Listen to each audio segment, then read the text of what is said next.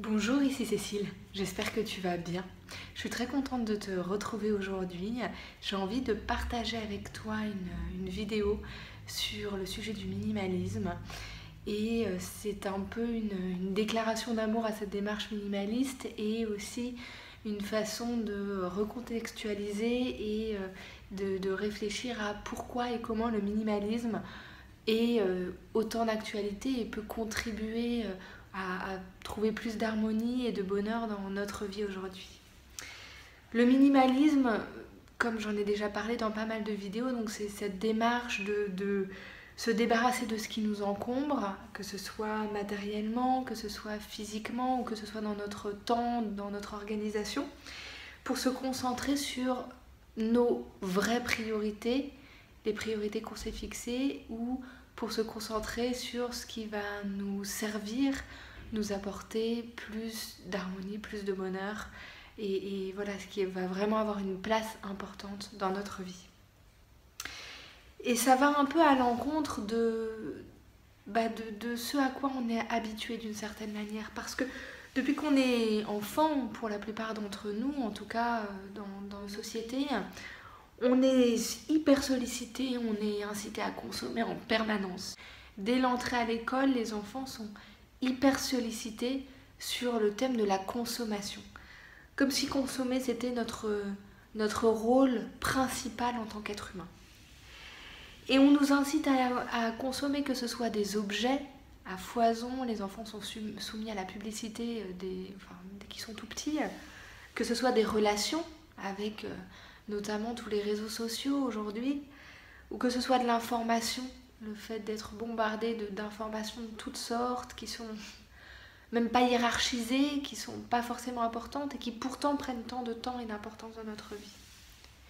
Et on nous fait croire que plus de tout ça, c'est toujours mieux.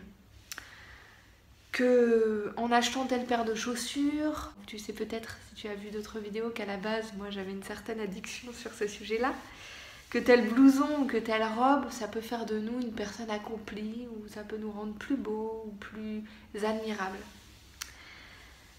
Mais pas pour longtemps évidemment, parce que le but c'est qu'on continue dans cette démarche et qu'on continue de consommer d'autres choses derrière. Donc tu vois, cette robe elle va nous rendre beaux pendant 2 semaines et puis après il y en aura une nouvelle qui sera plus belle et plus actuelle. Et puis on nous martèle que collectionner les relations, les amis via les réseaux sociaux par exemple, ou autre, c'est essentiel à notre valeur en tant qu'être humain, comme si on mesurait notre valeur à notre réseau virtuel d'une certaine manière, ou voilà, à cette collection de personnes qui nous entourent et qu'on aura ajouté sur Facebook ou je ne sais quoi. On est bombardé d'informations, comme je le disais, pas du tout hiérarchisées dans tous les sens. Ça nous prend du temps, ça nous prend de l'espace mental, de la sérénité. Et puis on est incité à utiliser chaque instant de la vie de façon productive, entre guillemets, pour la société ou pour notre employeur, ou en consommant plus, en travaillant plus, en ayant ce rôle de consommateur et de producteur pour la société quelque part.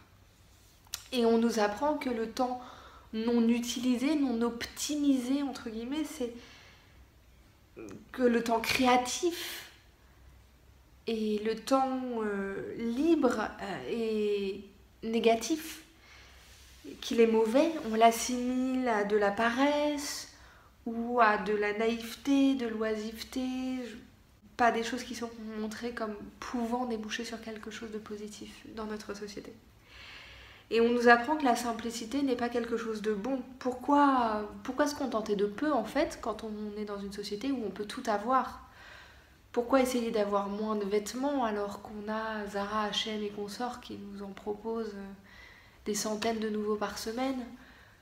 Pourquoi avoir moins je ne sais pas, d'objets en général? Pourquoi avoir moins de choses? Non, le but c'est d'avoir plus, d'avoir plus et d'avoir plus. Et pourtant, au bout d'un moment, on se rend compte que ça marche pas en réalité. Ça marche pas pour nous, ça marche pas pour la planète, pour l'environnement. Dans le cas présent, pour le sujet de cette vidéo d'aujourd'hui, ça marche pas pour nous. C'est pas ça qui peut nous rendre heureux. On le voit, les gens qui ont des tonnes de choses ne sont pas plus heureux.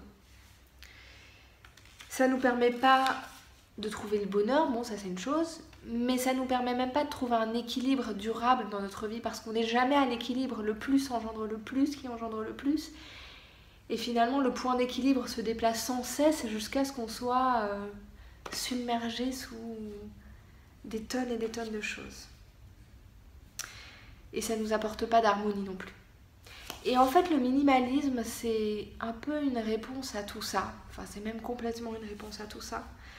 Parce que c'est une démarche qui nous incite à trouver l'harmonie, trouver un équilibre et voire peut-être trouver le bonheur, la sérénité, ce qu'on cherche à l'intérieur de nous et dans la vie elle-même, plutôt qu'à l'extérieur de nous ou dans toutes les petites choses pas forcément importantes et pas forcément utiles qui vont venir masquer l'essence de la vie elle-même. Et le minimalisme, il nous invite à revenir en fait à notre essence à nous, à tout désencombrer, à tout nettoyer d'une certaine manière pour nous retrouver. Et c'est pas une démarche évidente. Moi, c'est une démarche que je mène depuis à peu près 2 ans. C'est pas une démarche facile au quotidien. Ça demande à repenser beaucoup de nos mécanismes, beaucoup des choses qu'on fait de façon automatique. Et puis, ça n'amène pas automatiquement au bonheur. Enfin, le bonheur... je ferai une vidéo spécifique là-dessus, mais le bonheur, c'est un concept peut-être que je trouve parfois surestimé par rapport à nos vies d'êtres humains, mais c'est un autre sujet. En tout cas, ça ne mène pas forcément au bonheur, ça nous permet de trouver une forme d'équilibre et d'harmonie. Parce que la raison pour laquelle ça peut être difficile et aussi presque parfois douloureux, c'est que quand on enlève toutes ces fioritures, toutes ces choses inutiles qui masquaient ce qu'on est derrière, eh ben on n'est pas garanti d'aimer ce qu'on va trouver derrière. Parce que on n'a pas été habitué à l'aimer comme tel, en fait. Et puis, il faut apprendre à redécouvrir et à aimer ce qu'on va trouver au naturel, sans toutes ces choses qui encombrent, sans toutes ces paillettes ou je ne sais quoi.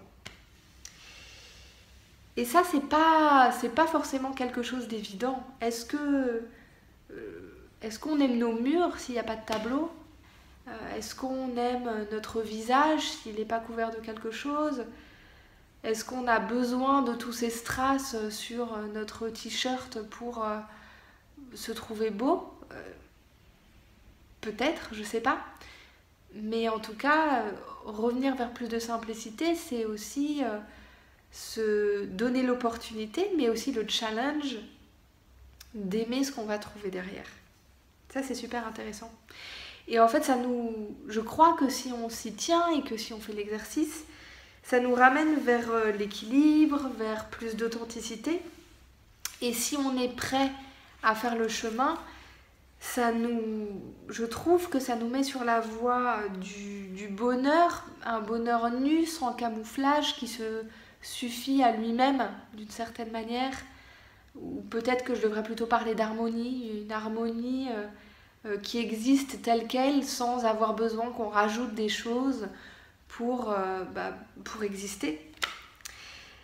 Et ça, c'est très actuel d'une part, je trouve, c'est une belle réponse à ce trop de choses, ce trop plein auquel on reste incité en permanence.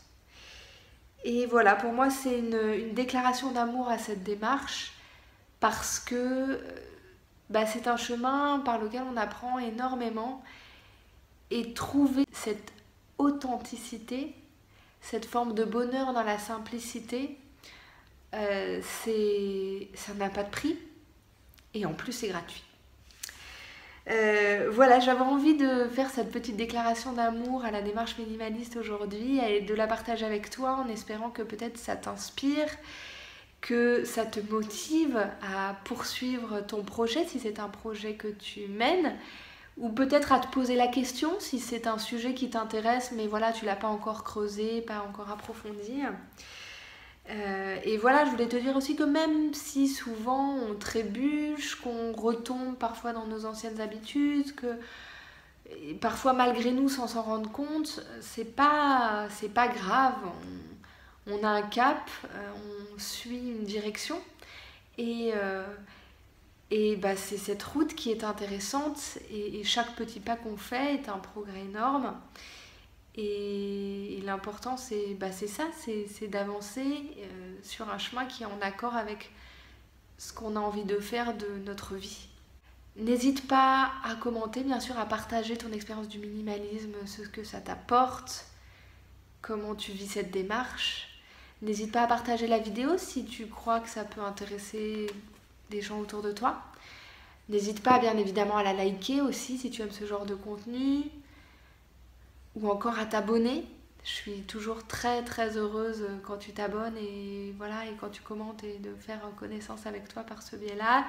Moi, je te remercie d'avoir partagé ce moment avec moi. Je te souhaite une très belle journée. Prends soin de toi, prends soin des gens autour de toi.